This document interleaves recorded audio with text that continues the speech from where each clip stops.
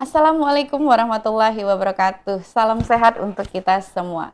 Selamat datang di podcast Harmonis, media edukasi dan informasi dari Dinas Kesehatan Kabupaten Oku Timur, yang tentunya hadir untuk memberikan informasi seputar kesehatan. Bersama saya Elsinta yang akan memandu obrolan seru kita pada pagi hari ini. Nah, dengan tema tenaga kesehatan yang profesional untuk masyarakat Oku Timur. Tentunya kita kedatangan tamu atau narasumber yang sangat inspiratif, yaitu Kepala Bidang Sumber Daya Kesehatan dari Dinas Kesehatan Kabupaten Oku Timur, yaitu Bapak Aulawi SKM MPH. Selamat pagi Bapak. Selamat pagi Mbak Sinta. Apa kabar hari ini Bapak? Alhamdulillah sehat Mbak Sehat. Sinta. Oke, boleh Pak disapa-sapa Pak pemirsa di rumah, sahabat harmonis yang ada di rumah. Baik sahabat harmonis, selamat pagi, selamat berbahagia tentunya. Salam sehat untuk kita semua. Pertama-tama saya ucapkan terima kasih dulu Mbak Sinta, terutama di tim podcast Dinas Kesehatan Oku Timur. Alhamdulillah Mbak Sinta, kali ini kita bidang SDK mendapat giliran. Jadi sekali lagi terima kasih atas kesempatan yang diberikan. Oke, baik. Saya lanjut nih Pak ya, karena membahas tentang tenaga kesehatan yang profesional untuk masyarakat. Apa sih Pak yang dimaksud dengan tenaga kesehatan yang profesional itu tadi? Dan kenapa sih penting itu Pak? Oh ya, baik Mbak Sinta. Nah ini menarik sekali topik kita pada hari ini, yaitu tenaga kesehatan yang profesional. Jadi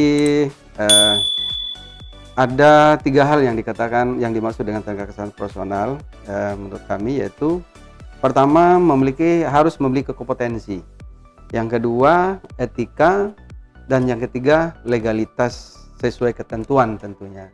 Nah jadi kenapa diperlukan kompetensi? Ini kemampuan dasar yang harus dimiliki oleh setiap sumber daya kesehatan. Kompetensi itu salah satunya adalah sesuai dengan profesinya tentunya. Kalau dia perawat, dia profesi perawatnya yang harus dimiliki, kompetensi kuantitas apa saja, kemudian dokter, berikut yang lainnya juga. Kemudian etika, jadi setinggi apapun kompetensinya, semampu apapun dia kompetensinya, dia kalau tidak memiliki etika, ya tentunya akan kurang baik tentunya. Betul. Ya, kemudian legalitas. Nah, legalitas sesuai ketentuan. Apa yang dimaksud dengan legalitas di sini? Legalitas di sini adalah contoh misalnya apabila dia dikatakan seorang dokter, tentunya harus memiliki legalitas. Salah satunya adalah ijazahnya, kemudian kalau dia praktek SIP-nya, STR-nya, dan lain sebagainya. Ini tentunya harus sesuai dengan ketentuan. Nah, ini yang dimaksud dengan legalitasnya. Artinya pengakuan. Kalau misalnya dia perawat ahli anak misalnya, otomatis dia punya keahlian. Nah, keahliannya mana? Salah satunya ditunjukkan dengan sertifikasi kompetensinya. Jadi itu. Kemudian kenapa ini penting? Ini penting bagi masyarakat sebagai ujung tombak pelayanan terutama. Nah, salah satunya adalah untuk menjamin pelayanan yang aman, kemudian bermutu, kemudian berorientasi pada kebutuhan pasien, sehingga mendukung terwujudnya derajat kesehatan masyarakat yang optimal. Jadi Mbak Sinta, mudah-mudahan dengan 3 tadi, rasa aman, bermutu, kemudian berorientasi kepada masyarakat, sehingga masyarakat itu nanti tenang kalau jadi ini punya kemampuan, jadi otomatis masyarakat tentunya akan sangat merasa nyaman, kurang lebih begitu Mbak Sinta. Oke, baik Pak. Nah, dari tenaga profesional ini tadi Pak ya, berarti kita melihat nih Pak, bagaimana sih gambaran tenaga kesehatan kita di Kabupaten Oku Timur saat ini? Baik Mbak Sinta, nah jadi kalau kita berbicara gambaran, artinya pertama kita tahu dulu nih gambarannya tuh. Jadi berdasarkan Undang-Undang Kesehatan Nomor 17 Tahun 2023 dan Peraturan Menteri Kesehatan Nomor 13 Tahun 2025, jadi tentang pengelolaan sumber daya manusia kesehatan itu terdiri dari, jadi ada 3 Pertama, tenaga medis, tenaga kesehatan, dan tenaga pendukung atau penunjang kesehatan. Nah, jadi itu kategorinya dulu. Kemudian kita uraikan lagi. Kabupaten Oku Timur memiliki luas wilayah 3.370 km persegi dan jumlah penduduk 706.334. Nah, tentunya Mbak Sinta, kalau lihat luas wilayah dan jumlah penduduk, Oku Timur ini lumayan besar dan lumayan banyak penduduknya. Nah, tentunya juga rasio. Nah, ini sangat signifikan dengan keberadaan tenaga kesehatan kita, sebarannya di mana saja. Nah, ini sangat penting tentunya.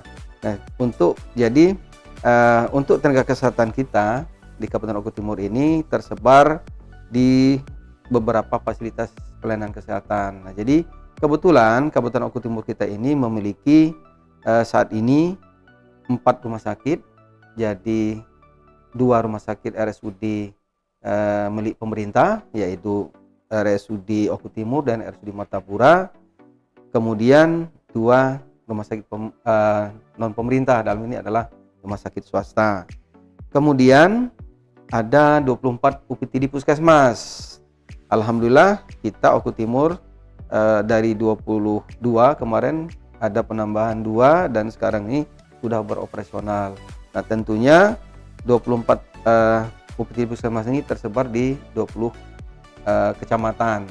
Nah, jadi kemudian ditambah lagi dengan 1 UPTD Labkesmas dan kemudian 1 UPTD instalasi farmasi serta 59 pustu dan 47 klinik. Nah, jadi alhamdulillah kalau lihat dari Paskes itu kita artinya masyarakat Oku Timur ini alhamdulillah tempat pelayanan kesehatannya kita sudah banyak dan sudah tersebar di beberapa di seluruh kecamatan tentunya. Dan alhamdulillah kita berdasarkan topografi kita, insya Allah kita tidak ada daerah terpencil, Mbak Sinta.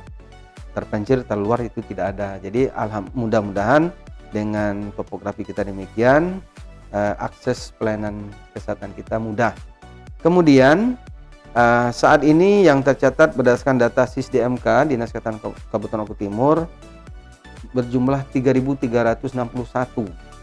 Jadi 61 nakes kita, namet dan nakes serta penunjang kesehatan tadi. Jadi alhamdulillah lumayan dari segi rasio penduduk kita memiliki tenaga 3.361 orang tadi.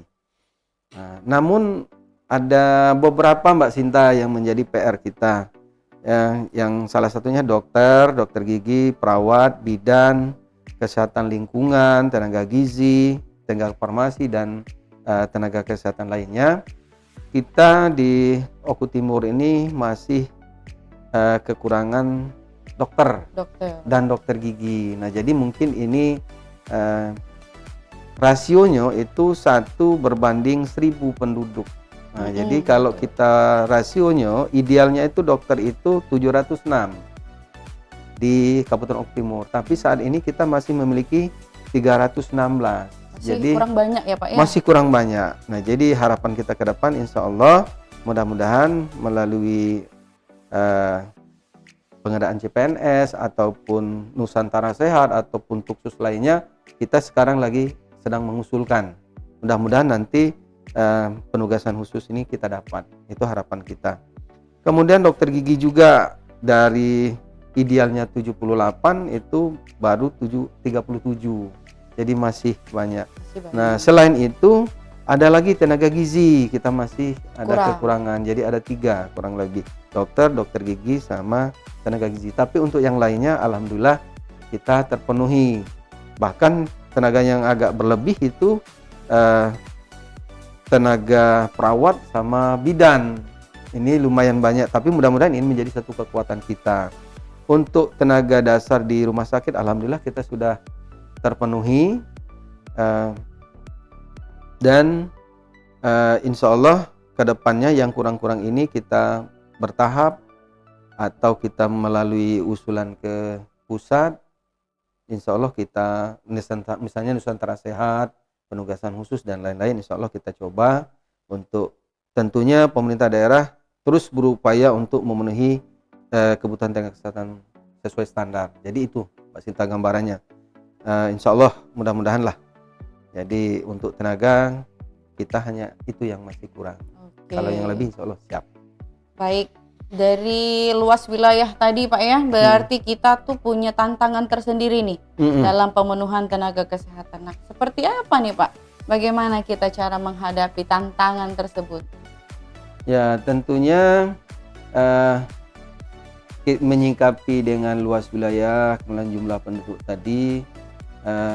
Pertama kebutuhan tenaga kesehatan yang terus meningkat. Nah jadi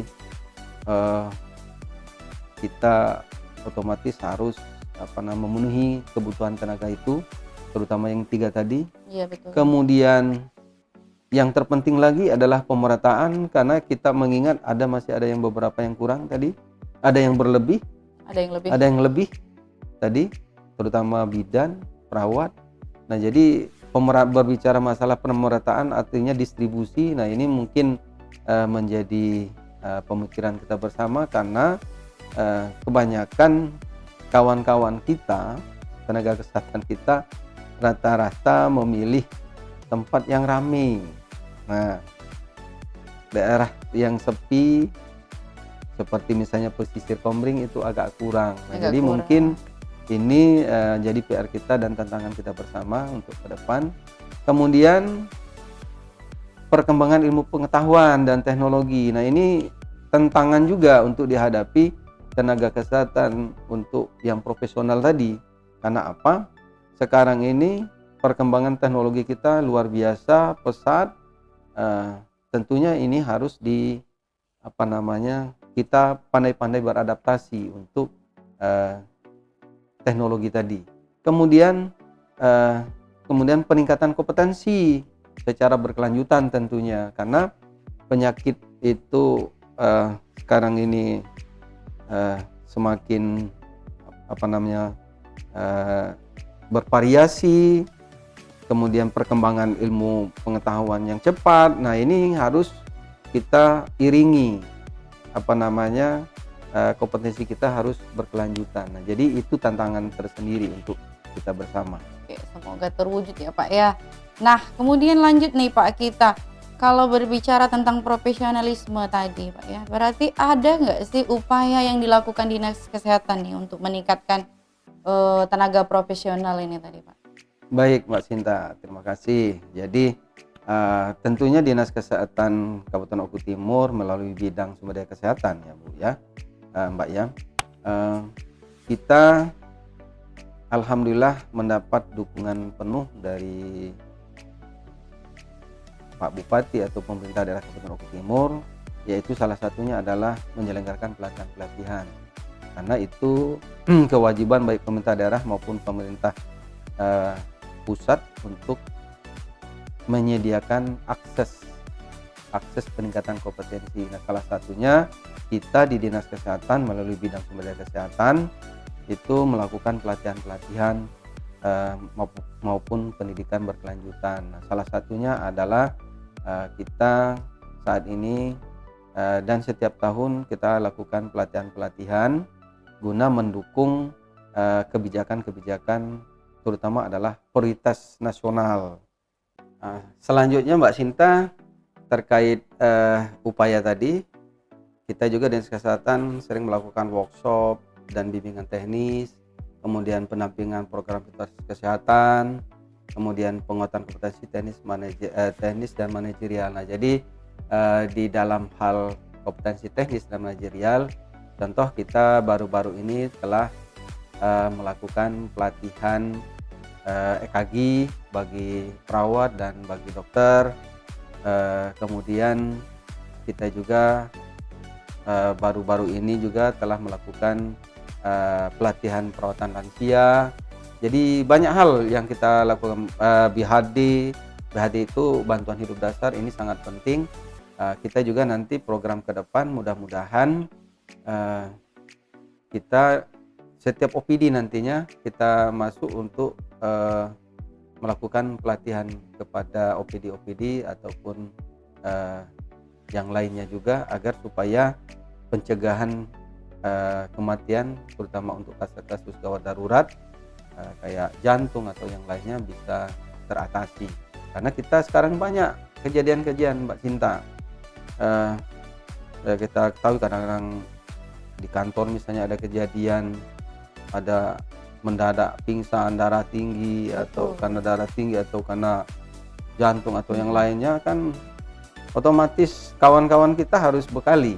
Nah, jadi salah satunya untuk mengurangi untuk percepatan tindakan itu, otomatis kita harus perkenalkan kawan-kawan kita, terutama di OPD yang saat ini kita baru sisir dulu OPD itu rencana ke depan.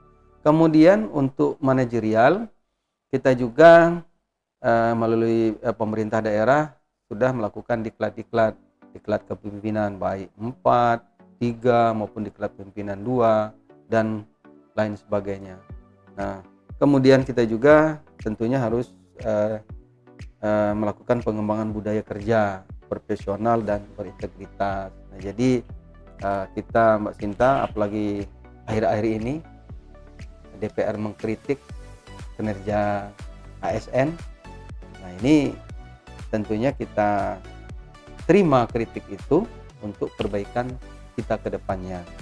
Nah, inilah harapan kami dengan upaya-upaya demikian sehingga nanti terciptanya tenaga kesehatan yang profesional. Itu Mbak Cinta. Oke, ternyata banyak sekali Pak ya upaya-upaya kita Pak ya. Jadi seperti ini dengan podcast ini kan bisa, ternyata banyak sekali dinas kesehatan ini melakukan pelatihan-pelatihan ya.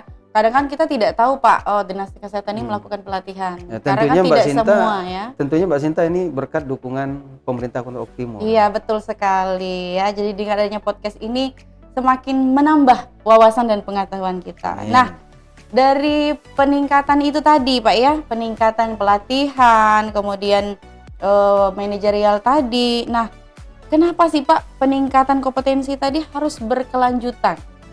Ya, itu penting Mbak. Kenapa harus melakukan peningkatan kompetensi? Ya karena pertama ilmu kesehatan ini kan terus berkembang. Betul. Ya, kian hari kita banyak sekali yang perkembangan ilmu pengetahuan. Nah, ini kita harus dituntut beradaptasi. Kemudian munculnya tantangan kesehatan baru. Nah, kita baru-baru tempoh hari COVID.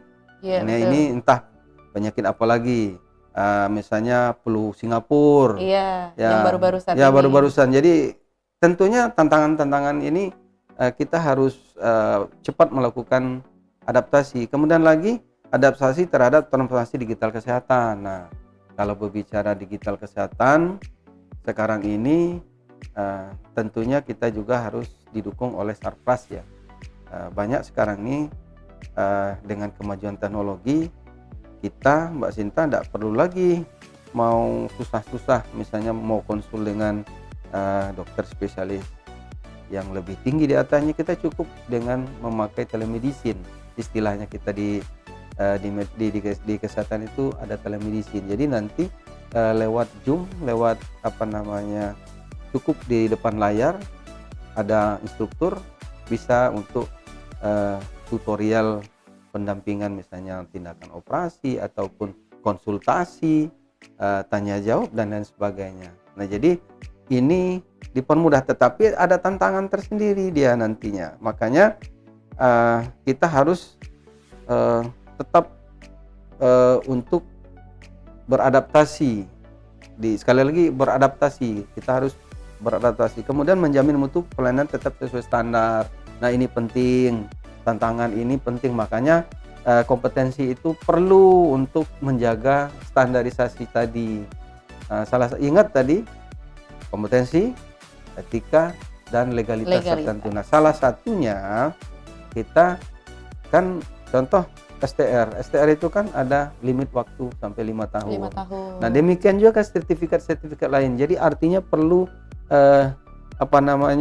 pembaharuan karena bisa saja ilmu pengetahuan kita tadi, ingat tadi tantangan kesehatan baru muncul. Betul. Otomatis kita harus memperhatikan yang demikian, yaitu Mbak Sinta. Oke, menarik nih Pak ya. Kan kita nih sekarang banyak nih program-program nasional tuh CKG, kemudian ada penurunan stunting. Nah, Bagaimana sih peran tenaga kesehatan sendiri Pak dalam mendukung prioritas ini tadi Pak? Untuk saat ini kita tentunya pertama pelaksanaan cek kesehatan gratis ya, alhamdulillah di paskes-paskes itu sudah kita laksanakan, di puskesmas dan lain-lain juga sudah kita laksanakan CKG. Kemudian percepatan penurunan stunting, imunisasi rutin lengkap, ya alhamdulillah ini sudah kita lakukan. Pengendalian tuberkulosis kita, kemudian kesehatan ibu dan anak, pencegahan dan pengendalian penyakit menular maupun tidak menular. Jadi itu salah satunya adalah mendukung prioritas nasional.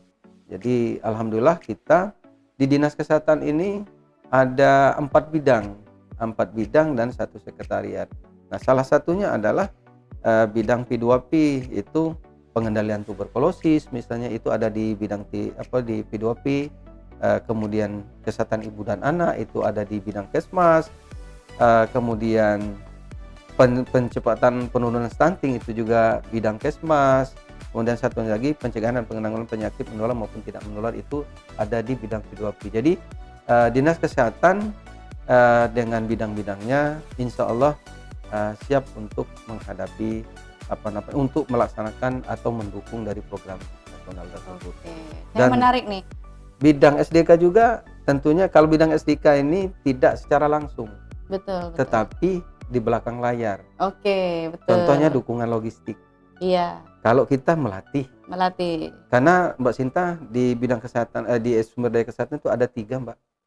1 bidang SDMK, sumber daya manusia kesehatan, inilah yang diklat pelatihan. Betul. Kemudian seksi farmasi itu obat-obatan.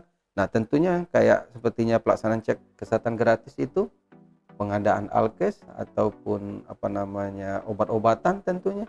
Kemudian satu lagi seksi alkes. Nah alkes juga untuk mendukung daripada program prioritas nasional tadi. Jadi itu di bidang kesehatan, sumber daya manusia kesehatan itu tadi. Oke. SDK. Jadi saya lanjut nih, saya menarik nih tadi tentang Bapak bilang, oh ternyata kami siap. Nah bagaimana kesiapan dari tenaga kesehatan itu tadi untuk menghadapi transformasi sistem kesehatan, kan sekarang ini banyak sekali kan Pak yang inovasi-inovasi yang sedang dilakukan. Nah, tentunya berbicara kesiapan tentunya sangat bergantung pada pilar transformasi sumber daya manusia kesehatan yang berfokus pada pemerataan, pendidikan dan adopsi digital. Nah, jadi 3 hal ini itu sangat penting untuk kesiapan. Contoh misalnya kalau sebuah program itu misalnya CKG tetapi salah satu SDM-nya kurang, Betul. maka mungkin tidak merata, maka perlu adanya pemerataan di setiap lini-lini pelayanan kesehatan, dari tenaga, pendidikan tadi yang harus berkelanjutan tadi, kemudian adopsi digital. Nah, poin utamanya itu tentunya adalah meningkatkan literasi digital dan tenaga kesehatan.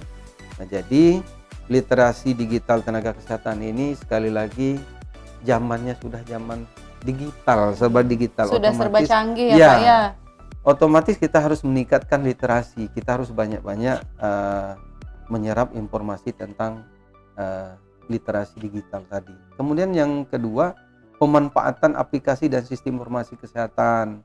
Nah, jadi kita harus siap dengan memanfaatkan aplikasi, banyak aplikasi-aplikasi. Betul, bejubel Pak ya. Ya, banyak sekali. Nah, maka ini kita harus siap dengan itu. Dan alhamdulillah di Kabupaten Oku Timur, khususnya di Dinas Kesehatan jajarannya, untuk sistem informasi, pemanfaatan aplikasi dan sistem informasi kesehatan, kita sudah yang saat ini sudah berjalan e-puskes. Alhamdulillah sudah, kemudian banyak yang lainnya, laporan-laporan kita juga sudah semuanya menggunakan rata-rata aplikasi. Kemudian adaptasi terhadap perubahan kebijakan nasional. Nah, jadi berbicara adaptasi kebijakan perubahan kebijakan kesehatan nasional ini, kalau kita perhatikan Mbak Sinta, banyak sekali. Dalam setahun itu ada saja regulasi berubah. Iya. Nah, ini kita harus siap. Nah, jadi itu artinya kita tenaga kesehatan harus banyak-banyak untuk mendengar, belajar, melihat, cepat-cepat untuk beradaptasi. Betul. Jangan sampai ada ketinggalan regulasi, terutama kebijakan kita yang terus selalu kadang-kadang baru 2 bulan 3 bulan berubah lagi. Nah, ini tentunya harus kita segera ikuti karena kebijakan itu penting dan itu adalah sebagai pedoman. Nah, mungkin itu Mbak Cinta. Oke, makin menarik ya Pak ya. Oke, nah ternyata Pak banyak sekali yang sudah dilakukan bidang sumber daya kesehatan ini Pak ya. Berarti apa saja Pak kegiatan yang sudah dilaksanakan ini Pak sebagai mendukung tenaga kesehatan yang profesional ini? Baik Mbak Cinta, jadi sumber daya bidang sumber daya kesehatan ini pertama yaitu perencanaan kebutuhan sumber daya kesehatan. Jadi tadi kita lihat, maka kita harus betul-betul merencanakan sumber daya kesehatan. Itu salah satunya adalah melalui analisis kebutuhan tenaga kesehatan, kemudian pemetaan distribusi tenaga kesehatan, kemudian penyusunan rencana pemenuhan sumber daya kesehatan. Nah, jadi dalam perencanaan ini analisisnya, pemetaannya, kemudian penyusunan rencana pemenuhan SDM-nya. Kemudian yang berikutnya adalah pembinaan, kemudian kita ada pembinaan, pengawasan, dan pengembangan SDM kesehatan. Tentunya Mbak Sinta dengan jumlah 3.600 berapa tadi saya lupa, 3.606 ya, 3.306 tadi. Jadi tentunya kita harus awasi. Yang diawasi ini salah satunya adalah mungkin melalui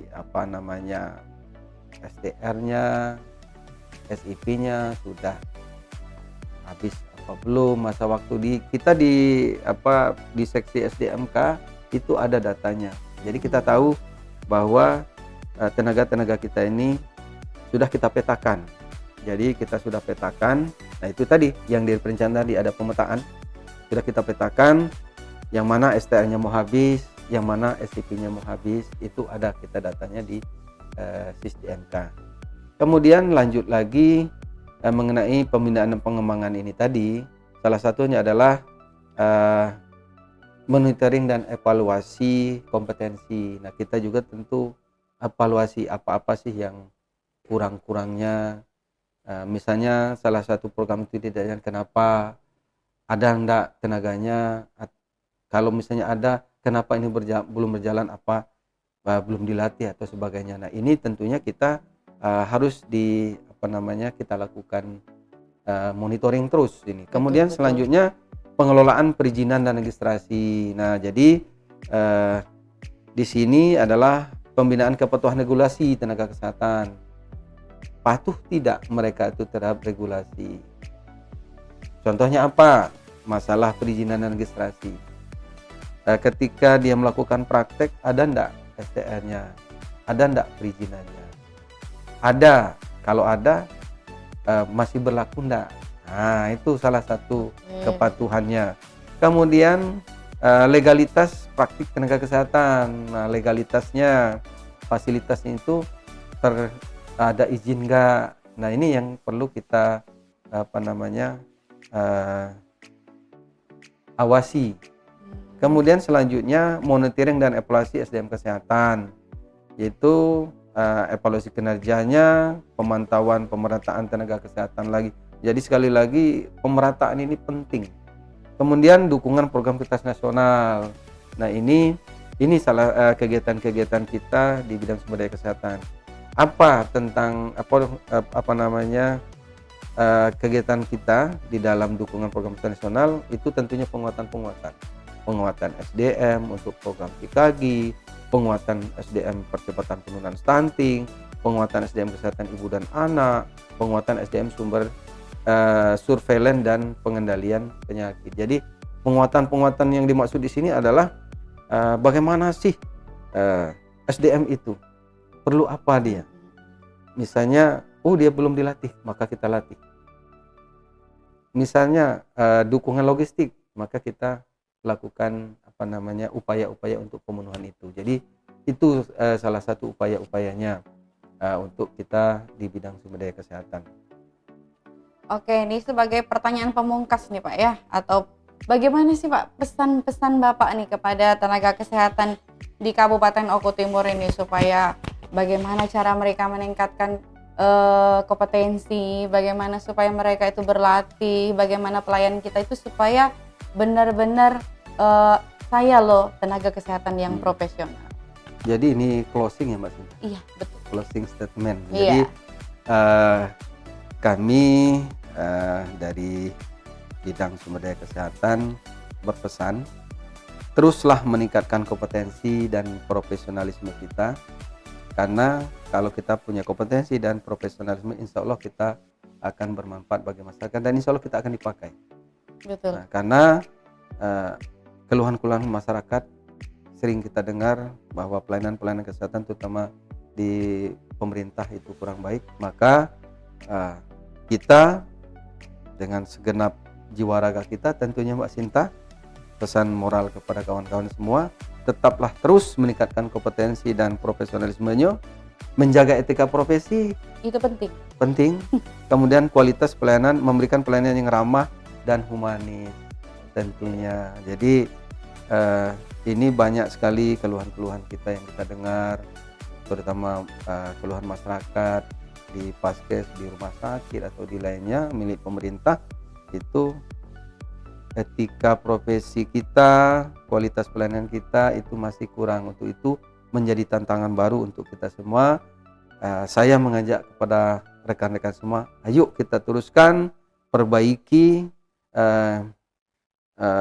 pelayanan kita, tingkatkan profesionalisme kita, kompetensi kita, dan jangan lupa kita juga harus ramah dan humanis untuk menjadi tauladan hidup sehat bagi masyarakat. Jadi itu harapan kita Mbak Sinta kepada rekan-rekan semua. Selamat bekerja dan selamat untuk menunaikan tugas yang lebih baik. Oke, baik Bapak. Sehingga ternyata nih seru sekali Pak ya kita hari ini. Oke Timur maju lebih mulia. Iya, jadi tidak terasa nih Pak kita ngobrol-ngobrol nih Pak ya, sudah hampir 30 menit nih Pak ya, tapi sangat seru. Kenapa? Karena saya juga bagian dari tenaga kesehatan sehingga saya juga tertarik dengan tema kita pada pagi hari ini. Nah, ternyata menarik dan seru ya. Jadi mungkin seperti itu Pak ya, saya juga berterima kasih, ternyata banyak sekali ilmu-ilmu yang saya dapatkan dari podcast hari ini. Nah, dari perbincangan kita hari ini kita dapat memahami bahwa tenaga kesehatan itu merupakan salah satu pilar utama dalam pembangunan kesehatan. Artinya, profesionalisme, kompetensi, integritas, serta semangat pengabdian yang dimiliki tenaga kesehatan itu menjadi kunci dalam keberhasilan sebuah pelayanan kesehatan yang aman, bermutu, dan berorientasi pada kebutuhan masyarakat. Nah, mari kita apresiasi kepada seluruh tenaga kesehatan yang telah mengabdikan diri untuk melayani masyarakat, sekaligus mendukung berbagai program kesehatan yang menerapkan perilaku hidup bersih dan sehat dalam kehidupan sehari-hari. Saya Elsinta mewakili seluruh tim podcast Harmonis Dinas Kesehatan Kabupaten Oku Timur mengucapkan terima kasih atas kebersamaan Anda dalam episode kali ini. Jangan lupa untuk mengikuti podcast di episode selanjutnya karena banyak sekali informasi kesehatan yang akan kita dapatkan. Oke, jangan lupa klik dan buka di channel kami YouTube yaitu @podcastharmonis. Ingat sehat, ingat podcast Harmonis. Sampai jumpa di episode berikutnya. Tetap sehat, tetap semangat, salam harmonis. Wassalamualaikum warahmatullahi wabarakatuh. Waalaikumsalam. Terima kasih Pak Lawi. Sama-sama, terima kasih Mbak Sinta.